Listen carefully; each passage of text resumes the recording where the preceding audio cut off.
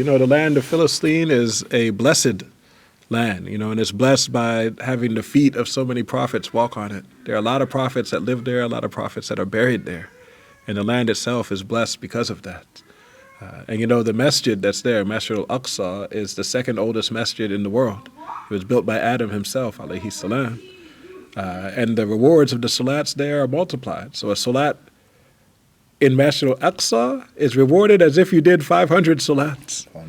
You know, so it's definitely one of the great places in the world, one of the most blessed places, and we want to defend it. You know, we want to make sure, for example, that the Jews do not come in and try to turn Masjid Al-Aqsa back into one of their temples, which is something that some of them want to do. You know, and I mean, I don't know what the solution is over there. I really don't. But the solution definitely is not the continued oppression of Muslims, Christians, and whomever else is living there in Palestine along with them. It's not the answer. And we can't maintain a so-called peace that's based upon the oppression of others. Such a peace is not going to be permanent. It's not going to last. You know, and I don't have sympathy for people who talk a lot of talk about peace while every single day they're doing violence to others. No, I don't have sympathy for such people. May Allah help us. Ameen. Ameen. And may Allah help the Palestinians, and may Allah free Palestine and grant them some kind of stability in their lives and in their societies. You know, this is a place that in the past produced scholars, you know, produced good Muslims. And today, you know, they got to worry about if they have enough water. They got to worry about where food and medicine are going to come from. You know, they have basic needs that have, you know, taken their attention away from the sorts of things they would have been paying attention to had it been a free country. So, but now we're veering into politics, which is something I don't like to talk about.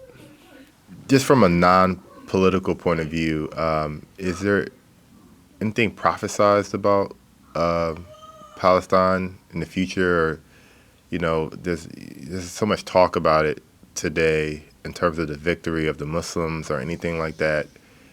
Well, it's something that people can look towards. Well, I don't know if this is something for people to look towards, but it is mentioned that the Dajjal is going to be killed there. That Isa alayhi salam is going to kill the Dajjal in the land of Palestine. So there's that. But I mean, yeah.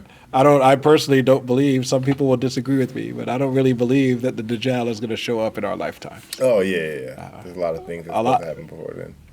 Well, most of the things that happened before the Dajjal have happened. So it is possible that he may show up while we're still alive. It's possible. But I'm also aware that Islamic scholars who lived like 900 and 1,000 years ago also thought the Dajjal was going to appear imminently. You know, so, you know, I think, you know, it could be now or it could be later. I'm just going to not assume it's going to happen right now. Which means you got to do what you can to get yourself right. You know, some people, I feel like part of the reason why they hope that the Dajjal is coming soon and the Mahdi is coming soon and Isa alayhi salam is coming soon is because they think that if they can just, you know, become a companion to Prophet Isa alayhi salam, that somehow that will straighten them out, that they'll be good Muslims after that. You know, they're waiting for like someone else to come and fix them. And I say, don't wait for someone else to come fix you. You know, fix yourself now. Like, we know what's right. We know what's wrong. Choose what's right. Okay? It's really not that hard from a conceptual basis. It's not necessarily easy in practice to always choose what's right, but work. You know, you think you're going to get rewarded with Jannah without doing any work?